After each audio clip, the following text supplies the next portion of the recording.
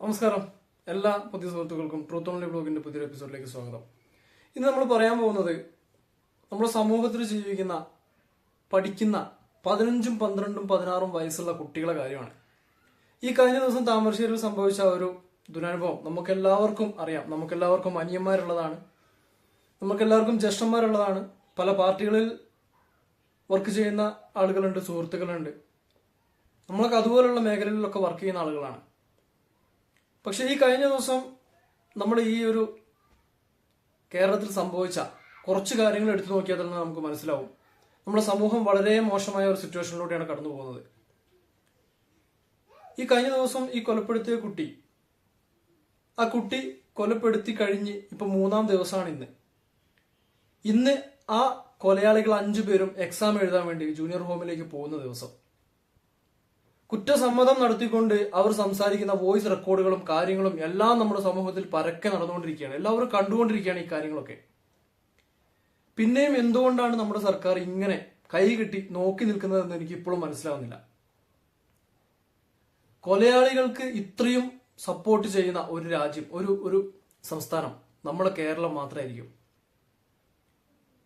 എനിക്ക് ചിന്തിക്കാൻ പോലും പറ്റുന്നില്ല. കാരണം ഒരു കുട്ടിയെ ഇത്രയും ക്രൂരമായി മർദ്ദിച്ച് ആ കുട്ടിയെ കൊലപ്പെടുത്തി കളഞ്ഞ് വലിയൊരു ആസൂത്രണമായുള്ള പ്ലാനിങ്ങും കാര്യങ്ങളും എല്ലാം ചെയ്ത് ഇൻസ്റ്റഗ്രാം പേജ് വഴി സംസാരിച്ച് അവരത്രയും എന്താ പറയാ തല്ലണം എന്ന്, കൊലപ്പെടുത്തണം എന്നുള്ളൊരു ചിന്ത വെച്ച് മാത്രം നിന്ന ആ ഒരു 5 പേര്, ആ 5 കൊലപാതകൾ ഇപ്പോൾ എക്സാം എഴുതാൻ വേണ്ടി ജൂനിയർ ഹോമിലേക്ക് പോയി അവിടുന്ന് എക്സാം എഴുതിക്കൊണ്ടിരിക്കാം. അത് തടയാൻ ചെന്ന MSFന്റെയും അതുപോലെ തന്നെ മറ്റുള്ള സഹപ്രവർത്തകരും ഇപ്പോൾ പോലീസ് സ്റ്റേഷനിൽ പോയിട്ട് കീഴടങ്ങി നിൽക്കേണ്ട അവസ്ഥയാണ്. എന്തിനാണ് ഇവരൊക്കെ ഇങ്ങനെ എന്താ പറയാ നമ്മളെ നിയമവ്യവസ്ഥ എന്താണെന്ന് എനിക്ക് ഇപ്പോഴും മനസ്സിലാവുന്നില്ല. എന്തുകൊണ്ടാണ് ഇങ്ങനെ മുന്നോട്ട് കൊണ്ടുപോകുന്നത്? എന്തുകൊണ്ടാണ് ഇങ്ങനെ ഒരു കൊലയാളിയായ ഒരാളെ ആ ആളെ സ്റ്റേഷനിൽ എത്തുന്നതിന് മുമ്പേ ജാമ്യത്തിൽ വിടുന്നു, അതിനുശേഷം തെളിവുകൾ എടുക്കുന്നു, അത് കൊണ്ടുകൊടുക്കുന്ന സമയത്ത് കോടതിയിൽ നിന്നും അവർ അതേപോലെ പുല്ലുപോലെ ഒരു മനുഷ്യനെ കൊന്നുകളഞ്ഞ ഒരു പിഞ്ചു കുഞ്ഞിനെ, അവന്റെ ഉപ്പയും ഉമ്മയും അവനെ എത്രത്തോളം വേദനിക്കുന്നുണ്ടാവുന്നുള്ളത് നമുക്ക് മനസ്സിലാക്കാം. ഒരു പിഞ്ചു കുഞ്ഞിനെ കൊന്നുകളഞ്ഞ ഇത്രയും ക്രൂര മനസ്സുള്ള, ഇത്രയും ക്രൂരരായിട്ടുള്ള ആളുകളെ ഒരു സ്റ്റേഷനിലേക്ക് കയറി ചെന്ന് അവർ കൊണ്ടുപോയി തെളിവുകളെല്ലാം ശേഖരിച്ച് കൊണ്ടുപോയി കോടതിയിൽ ഹാജരാക്കി കോടതിയിൽ നിന്നും അതേപോലെ ഇറങ്ങി വന്നു എന്ന് പറയുമ്പോൾ നമ്മളുടെ ഒരു നിയമവ്യവസ്ഥ എത്രത്തോളം ഉണ്ടെന്നുള്ളത് നമുക്ക് മനസ്സിലാക്കാവുന്നതുള്ളൂ, നമുക്ക് ചിന്തിക്കാവുന്നതേ ഉള്ളൂ. അതും തെളിവുകളടക്കം അവൻ സംസാരിക്കുന്ന വോയിസ് റെക്കോർഡുകളുണ്ട്, എല്ലാം നമുക്ക് കേൾക്കാം, വരും വഴി നമുക്ക് കേൾക്കാം. അവർ സംസാരിക്കുന്ന വോയിസ് റെക്കോർഡുകളുണ്ട്, അവർ സംസാരിക്കുന്ന കാര്യങ്ങളുണ്ട്.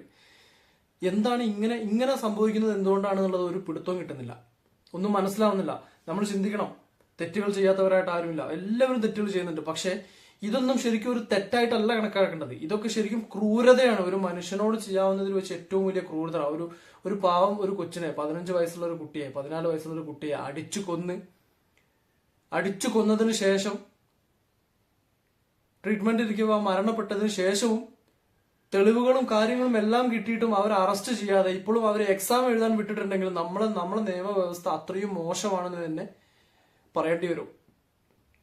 താമരശ്ശേരിയിൽ ഇന്ന് വലിയ സംഘർഷം നടന്നുകൊണ്ടിരിക്കുകയാണ്. ഒരുപാട് ആളുകൾ മെസ്സേജിലൂടെയും അതുപോലെ തന്നെ വാട്സപ്പ് പേജുകളുടെയും ഗ്രൂപ്പുകളുടെയും ഒക്കെ മെസ്സേജുകൾ തന്നെ വന്നുകൊണ്ടിരിക്കുകയാണ്. നമുക്കൊരു 1-2 ഭാഗങ്ങൾ ചെറുതായിട്ടൊന്ന് കണ്ടതിന് ശേഷം തിരിച്ചു വരാം. ഷഹബാസ് എന്ന് പറയുന്ന കുട്ടിയുടെ സഹപാഠിയായ ആ ഒരു സുഹൃത്ത്, ആ ഒരു കൊലപാതകി, അങ്ങനെ തന്നെ വേണം പറയാൻ. ഒരു കുട്ടി എന്ന് അവന് പറയാൻ കഴിയില്ല. പ്രായത്തിനനുസരിച്ചുള്ള കളിയല്ല അവനൊന്നും കളിക്കുന്നത്.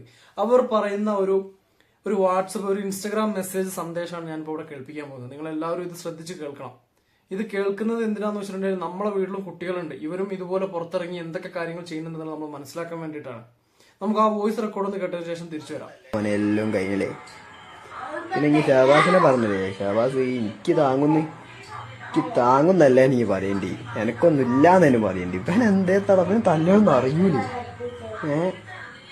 ഞാൻ മര്യാദക്ക് തച്ചിട്ടെന്നല്ലോ, ഞാൻ അങ്ങനെ പിടിച്ച് 4 കുത്തായിട്ട് എടുത്ത് കണ്ണിന് തന്നെ. ഇത് മാത്രമാണ് ചെയ്തില്ല, അതിൽ തന്നെ ഓനൊന്നായിട്ട് ഇല്ലാണ്ടായി പോയി.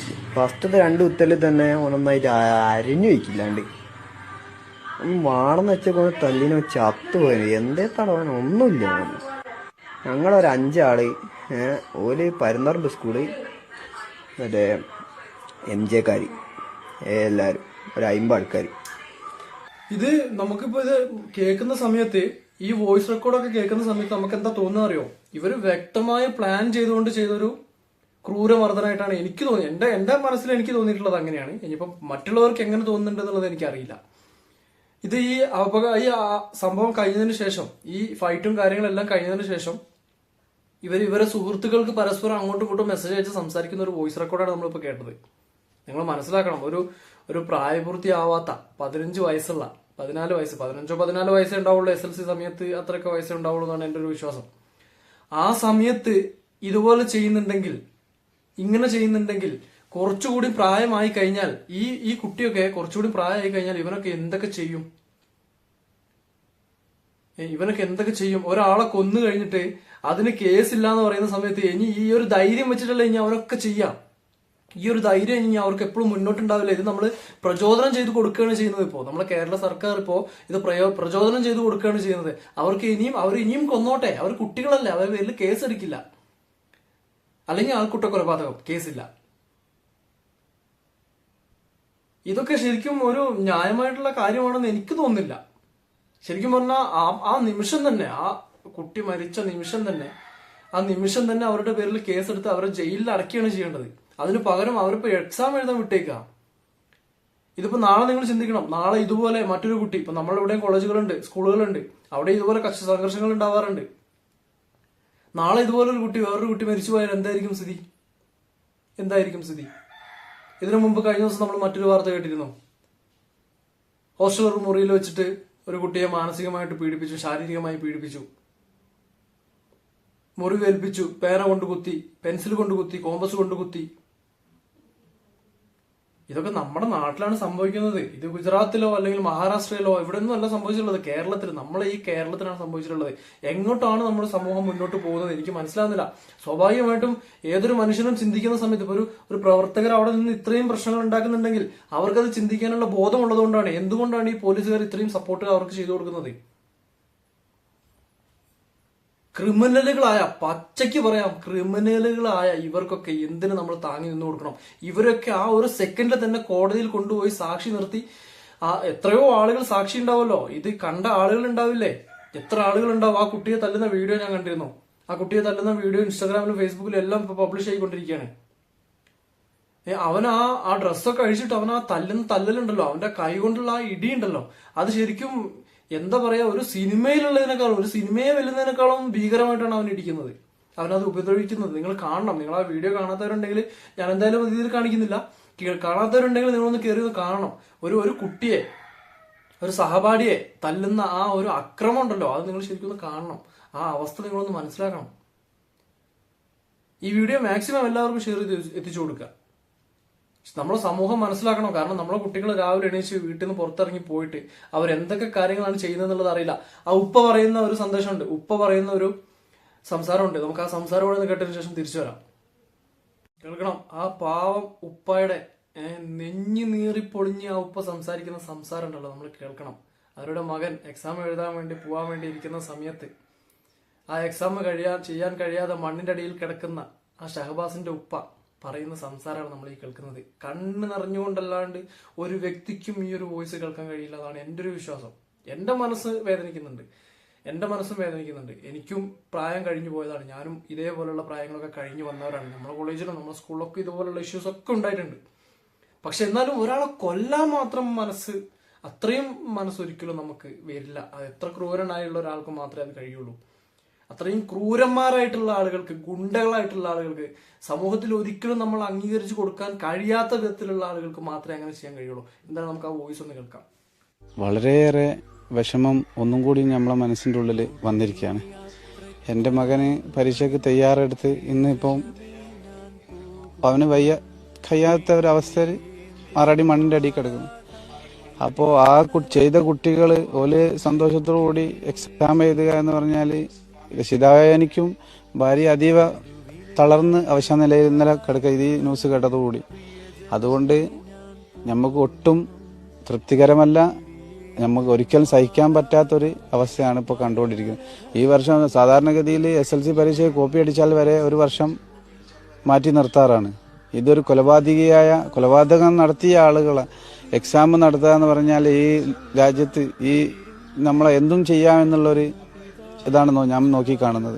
ഒരു പിതാവായ നിലയിൽ എൻ്റെ കുട്ടി പഠിച്ച് ഈ ഒരു ന്യൂസ് ഉണ്ടല്ലോ, ഈ ഒരു ഇൻസ്റ്റഗ്രാം ഈ ഒരു വീഡിയോ ഞാൻ കണ്ട സമയത്ത് ശരിക്കും പറഞ്ഞാൽ എൻ്റെ മനസ്സ് വരെ മരവിച്ചു പോയി. ഒരു ഉപ്പ പറയുന്ന വാക്കുകളാണത്. ഒരു ഉപ്പ പറയുന്ന വാക്കുകൾ അത്രയും വിഷമത്തോടു കൂടി, അത്രയും സങ്കടത്തോടു കൂടി ആ ഉപ്പ പറയുന്ന വാക്കുകളാണ് നമ്മൾ കേട്ടത്. അദ്ദേഹത്തിന്റെ മകൻ മണ്ണിനടിയിൽ കിടക്കുമ്പോൾ ക്രൂരമായി മർദ്ദിച്ച ആ വിദ്യാർത്ഥികൾ ഇരുന്ന് എക്സാം എഴുതാന്ന് പറയുമ്പോൾ ആ ഉപ്പാന്റെ മകൻ അതുപോലെ ഇരുന്ന് എക്സാം എഴുതേണ്ടതാണ് ഇന്ന്. ആ ഉപ്പാടെ മകൻ അത്രയും വിഷമത്തോടു കൂടിയാണ് ഈ കാര്യങ്ങളൊക്കെ പറയുന്നത്. ഉമ്മ തളർന്നു, ഉമ്മന്റെ മനസ്സ് തളർന്നു, ശരീരം തളർന്നു, ഉമ്മ കിടപ്പായി. എത്രയോ ദയനീയമായ അവസ്ഥ, നമ്മളെ കുടുംബത്തിലൊക്കെ സംഭവിക്കാവുന്ന അവസ്ഥ. എന്നിട്ട് പോലും ഒരു കോപ്പി ആ ആള് ഇതിൽ വ്യക്തമായിട്ട് പറയുന്നുണ്ട്, ഒരു കോപ്പി അടിച്ചാൽ പോലും ഒരു വർഷത്തേക്ക് എക്സാം മാറ്റി നിർത്തുന്ന ഒരു കാലഘട്ടത്തിലാണ് നമ്മൾ ജീവിക്കുന്നത്. എന്നിട്ട് പോലും ഒരു കൊലപാതകം ചെയ്ത ആൾക്ക് അതിനുള്ള ശിക്ഷ കിട്ടുന്നില്ല എന്ന് പറയുമ്പോൾ എങ്ങോട്ടാണ് നമ്മുടെ സമൂഹം പോകുന്നതെന്നുള്ളത് ചിന്തിക്കാൻ പോലും കഴിയുന്നില്ല, ചിന്തിക്കാൻ പോലും പറ്റുന്നില്ല. എങ്ങോട്ടാണ് നമ്മുടെ സമൂഹം, മുന്നോട്ടാണോ പോകുന്നത്, അതോ ഇനി മറ്റെന്തെങ്കിലും ഇതിനേക്കാളും വലിയ ദുരന്തം? എൻ്റെ ഒരു അഭിപ്രായത്തിൽ ഇനിയിപ്പോൾ ഇതിനേക്കാളും വലിയൊരു ദുരന്തം ഇനി വരാനില്ല. കാരണം എന്താണെന്ന് വെച്ചിട്ടുണ്ടെങ്കിൽ ഒരു പാവം കുട്ടിയെ തല്ലിക്കൊന്ന് ആ കുട്ടിയെ കബറടക്കി കഴിഞ്ഞ് അവരെ പേരിൽ ഇപ്പോഴും ഒരു കേസ് പോലും ഫയൽ ചെയ്യാണ്ട് ഇപ്പോഴും അവർ എക്സാം എഴുതാൻ വേണ്ടിയിട്ട് വിട്ടേക്കാണ്. നമ്മളെ ഗവൺമെന്റ്, നമ്മളെ സർക്കാർ എക്സാം എഴുതാൻ വേണ്ടി വിട്ടേക്കുക. 10ാം ക്ലാസ്സുകാരനാണെന്നും പറഞ്ഞു, 10ാം ക്ലാസ്സുകാരനാണെന്നും പറഞ്ഞു. ആ ഉപ്പ കരയുന്ന കരച്ചിലുണ്ടല്ലോ, ഈ കേരളത്തിലുള്ള ഒരു മനുഷ്യനും അത് കാണാതെ പോകരുത്, ഒരു മനുഷ്യനും അത് അറിയാതെ പോകരുത്, ഒരാളും അംഗീകരിച്ചു കൊടുക്കരുത്. നമുക്ക് അവിടെ ഉണ്ടായിരുന്ന കുറച്ച് പ്രവർത്തകർ അവരെ അറസ്റ്റ് ചെയ്ത് നീക്കുന്ന ഒരു വീഡിയോ കൂടി ഉണ്ട്. അതോടെയും കാണിച്ച് നമുക്ക് ഈ വീഡിയോ വൈൻഡ് അപ്പ് ചെയ്യാം. വളരെ വിഷമത്തോടു കൂടിയാണ് ഞാൻ നിങ്ങളോട് സംസാരിക്കുന്നത്, വളരെ വിഷമത്തോടു കൂടിയാണ് ഞാൻ നിങ്ങളുടെ മുമ്പിൽ ഇരിക്കുന്നത്. നമ്മളൊരു അനുജൻ നമ്മളൊരു കൂടപ്പറപ്പിനെ തല്ലിക്കൊന്ന് മാനസികമായിട്ടും ശാരീരികമായിട്ടും അവനെ ഉപദ്രവിച്ച് അവനെ കൊലപ്പെടുത്തി കളഞ്ഞതിന് ശേഷവും ഇതാണ് സ്ഥിതി. അവര് പുല്ലുപോലെ ഇറങ്ങി വന്ന് എക്സാം എഴുതുന്നു. അവരെ മൂക്കിലെ രോമത്തിൽ പോലും തൊടാൻ പറ്റില്ല എന്നുള്ള വിശ്വാസത്തിൽ അവരിരുന്ന് എക്സാം എഴുതുന്നു. നിങ്ങൾ ആലോചിക്കണം, നിങ്ങൾ ചിന്തിക്കണം, നമ്മുടെ സമൂഹത്തിന്റെ പോക്ക് എങ്ങോട്ടാന്നുള്ളത് നിങ്ങൾ മനസ്സിലാക്കണം. നമുക്ക് ആ വീഡിയോ കൂടി ഒന്ന് കാണാം. അപ്പോൾ ഇതാണ് ആ വീഡിയോ. അതായത് അറസ്റ്റ് ചെയ്ത് കൊണ്ടുപോകുന്ന MSF പ്രവർത്തകരോ SKS അങ്ങനെ എന്തോ ഒരു പ്രവർത്തകരാണെന്ന് തോന്നുന്നു, വിദ്യാർത്ഥികൾ തന്നെയാണെന്ന് തോന്നുന്നു. വരും പ്രവർത്തകരാണ് എന്തായാലും. നമുക്ക് ആ ഒരു വീഡിയോ ഒന്ന് കണ്ടിട്ട് തിരിച്ചു വരാം. ഷഹബാസ് എഴുതാത്ത എക്സാം ആ 5 കൊലയാളികൾ എഴുതണ്ട. ഷഹബാസ് എഴുതാത്ത എക്സാം മണ്ണിന്റെ അടിച്ച് കിടക്കുന്ന ഷഹബാസ് എഴുതാത്തത് എന്തിനാ ഇവിടെ എക്സാം? കേരള പോലീസ് കാവൽ കൊടുക്കുക, കൊലയാളികൾക്ക് കാവൽ നിന്ന് കൊടുക്കുക. അവിടെ ഒരു വിദ്യാർത്ഥിനെ അടിച്ചു കൊന്ന് ക്രൂരമായിട്ട് എന്ത് ന്യായമാണ് ഇവിടെ കാണുന്നത്? പ്രായപൂർത്തി പോലാത്ത അടിച്ചു കൊന്നിട്ട് അടിച്ചു കൊന്നോലെ സംരക്ഷിച്ചു കാണി അതിനെതിരെ പ്രതിഷേധിക്കുന്ന ഞങ്ങളെ പിടിച്ചുകൊണ്ടുപോകാൻ എന്താ അർത്ഥമുള്ളത്? ഓനെ പോലുള്ള എത്ര വിദ്യാർത്ഥികൾ ഇവിടെ എക്സാം എഴുതാൻ നിൽക്കുന്നുണ്ട്. ഓലടേക്ക് കൊലയാളികളെ കൊണ്ടുവന്ന് എഴുതിപ്പിക്കുന്നതിന്റെ അർത്ഥം എന്താണ് ഇവിടുത്തെ സർക്കാർ ചെയ്തുകൊണ്ടിരിക്കുന്നത്? അവർക്കൊന്നും ബോധമല്ലേ, വിവരല്ലേ? അതാണ് ആ വീഡിയോ. MSFന്റെ പ്രവർത്തകരാണെന്ന് തോന്നുന്നു. അവരാണ് ആ വീഡിയോ ന്യൂസ് റിപ്പോർട്ടിലാണ്, ഈ 24ലാണ് ഈ വീഡിയോ, അതായത് റിപ്പോർട്ടറിലാണ് ഈ വീഡിയോ വന്നിട്ടുള്ളത്. അപ്പൊ ഞാൻ കണ്ടപ്പോൾ ജസ്റ്റ് ഒന്ന് സ്റ്റോർ ചെയ്ത് വെച്ചതാണ്. അപ്പൊ നമുക്ക് സംസാരിക്കുമ്പോൾ ആ ഒരു കാര്യം കൂടി നിങ്ങളിലേക്ക് എത്തിക്കണമല്ലോ. മറ്റൊരു വീഡിയോ കൂടി ഉണ്ട്, നമുക്ക് അതുകൂടി ജസ്റ്റ് ഒന്ന് കാണാം.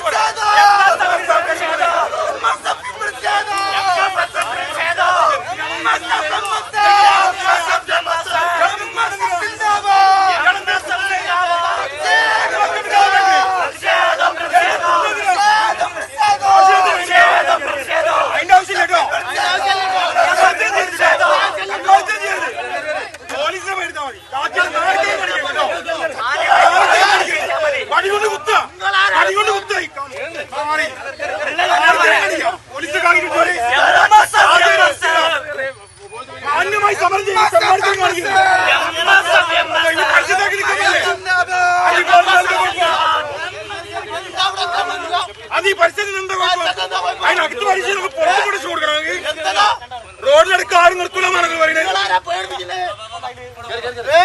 ഇത് തെമ്മടത്തിനും ചെയ്യരുത് പോലീസുകാ. ഇത് ഒരിക്കലും ജീവനെടുത്തിനെതിരെ സമരമാണ്. നെയിം ബോർഡ് ഊരി വെച്ച് ആക്രമിക്കാൻ പറ്റുക?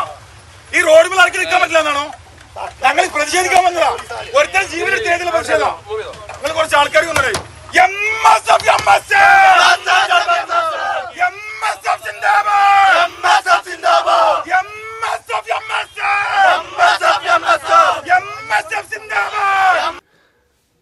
MSFന്റെ പ്രവർത്തകർ നടത്തിയ ഒരു സംഭവമാണ് നമ്മൾ ഈ കണ്ടത്. അവർ വ്യക്തമായിട്ട് പറയുന്നുണ്ട്, കൊലയാളികളായ അവരെ സംരക്ഷിക്കുന്ന കേരള പോലീസ്. എങ്ങോട്ടാണ് നമ്മുടെ സമൂഹത്തിന്റെ പോക്ക്? എങ്ങോട്ടാണ് നമ്മുടെ സമൂഹം പോകുന്നത്? ചിന്തിക്കാൻ പോലും പറ്റുന്നില്ല. പണ്ട് നമ്മളെല്ലാവരും പിന്നെ ഇൻസ്റ്റഗ്രാമിലൊരു കണ്ടന്റ് കണ്ടിരുന്നു. എങ്ങോട്ടാ നമ്മുടെ സമൂഹം പോകുന്നത്? ഇപ്പൊ ആ ചോദ്യമൊക്കെ ശരിക്കും അച്ചട്ടായിന്ന് തന്നെ പറയാം. കാരണം നിങ്ങളൊന്ന് ചിന്തിച്ചു നോക്കൂ, ഒരു വിദ്യാർത്ഥിയെ അടിച്ചു കൊന്നു കളഞ്ഞിട്ട് അവന്റെ ശരീരം അത്രയും നോവിച്ച് അവനെ കൊലപ്പെടുത്തണമെങ്കിൽ അത് എത്രത്തോളം ഉണ്ടാവുന്നുള്ളത് നമുക്ക് ചിന്തിക്കാലോ. സ്വാഭാവികമായിട്ട് നമുക്ക് ചിന്തിക്കാൻ കഴിയുന്ന കാര്യമാണ്. അപ്പൊ അതിന് തല്ലി അങ്ങോട്ട് കൊന്നു കളഞ്ഞ്. എന്താലേ നമ്മുടെ സമൂഹം പോണ പോക്ക്. അപ്പൊ എന്തായാലും നിങ്ങൾക്ക് എല്ലാവർക്കും കുട്ടികളുള്ളതാണ്, നമുക്ക് എല്ലാവർക്കും കുട്ടികളുള്ളതാണ്. നമ്മളെല്ലാവരും അത് മാത്രം നമ്മൾ ശ്രദ്ധിക്കുക. നമ്മളെ കുട്ടികളെ നമ്മൾ പറഞ്ഞു വിടുന്ന സമയത്ത്, സ്കൂളിലേക്ക് പറഞ്ഞു വിടുന്ന സമയത്ത് രക്ഷിതാക്കളൊന്ന് കൂടെ പോയി നോക്കുക. മക്കൾ എന്തൊക്കെയാണ് ചെയ്യുന്നത്, എവിടേക്കാണ് പോകുന്നത്, നമ്മളെ മക്കൾ സേഫായിട്ടാണോ ഇരിക്കുന്നത്, തിരിച്ചു വരുമ്പോ മക്കൾ സേഫാണോ, എങ്ങോട്ടാണ് പോകുന്നത്, എന്തൊക്കെ കാര്യങ്ങളാണ് അവർ ചെയ്യുന്നത് എന്നുള്ളത് നമ്മൾ മാതാപിതാക്കളൊന്ന് ശ്രദ്ധിക്കുക. പരസ്പരം ഒന്ന് അങ്ങോട്ടും ഇങ്ങോട്ടും ഇപ്പൊ മറ്റുള്ള കുട്ടികളുടെ മാതാപിതാക്കളൊക്കെ ആയിട്ട് ഒരു കോൺവെർസേഷൻ ഒക്കെ വെച്ച് എല്ലാവരുമായിട്ടൊക്കെ ഒന്ന് ഒരു കമ്മ്യൂണിക്കേഷൻ എപ്പോഴും വെച്ചുകൊണ്ടിരിക്കുക. കാരണം രാവിലെ 8 മണിക്ക് നമ്മളെ കുട്ടികൾ വീട്ടിൽ നിന്ന് ഇറങ്ങി പോയിട്ടുണ്ടെങ്കിൽ വൈകുന്നേരം 5:30-6 മണിക്കൊക്കെയാണ് നമ്മളെ കുട്ടികൾ തിരിച്ച് വീട്ടിലെത്തുക. അവർ എന്തൊക്കെ കാര്യങ്ങൾ ഇതിന്റെ ഇടയ്ക്ക് ചെയ്യുന്നുണ്ടെന്നുള്ളത് നമുക്ക് അറിയാൻ കഴിയില്ല. ലഹരി കൊണ്ട് തന്നെ നമ്മൾ പൊറുതിമുട്ടി, കേരളം മൊത്തം ലഹരി, അതുകൊണ്ട് തന്നെ നമ്മൾ പൊറുതിമുട്ടിയിരിക്കുകയാണ്. പക്ഷെ അതിന്റെ ഇടക്കും ഇതുപോലുള്ള സംഭവങ്ങളൊക്കെ വരുന്ന സമയത്ത്, കൊലപാതകങ്ങളിലേക്കൊക്കെ എത്തുന്ന സമയത്ത്, ഇപ്പോൾ ആ കുട്ടി പറഞ്ഞ ആ ഒരു വോയിസ് റെക്കോർഡും കാര്യങ്ങളൊക്കെ നമുക്ക് കേട്ട്. അപ്പൊ എന്തായാലും ഈ ഒരു വീഡിയോ ഇത്രയും പറഞ്ഞുകൊണ്ട് ഞാൻ വൈൻഡപ്പ് ചെയ്യാണ്. എല്ലാവരും ആ കുട്ടിക്ക് വേണ്ടി പ്രാർത്ഥിക്കുക. അവന്റെ ആ ഒരു അവസ്ഥ ഇനി വേറൊരു കുട്ടിക്കും നമ്മുടെ കേരളത്തിൽ സംഭവിക്കാതിരിക്കട്ടെ. ഇത് ചെയ്ത ആ പ്രതികൾക്ക് തക്കതായ ശിക്ഷ കിട്ടട്ടെ. അപ്പൊ എന്തായാലും അടുത്തൊരു വീഡിയോ ആയിട്ട് വരാം. ബൈ.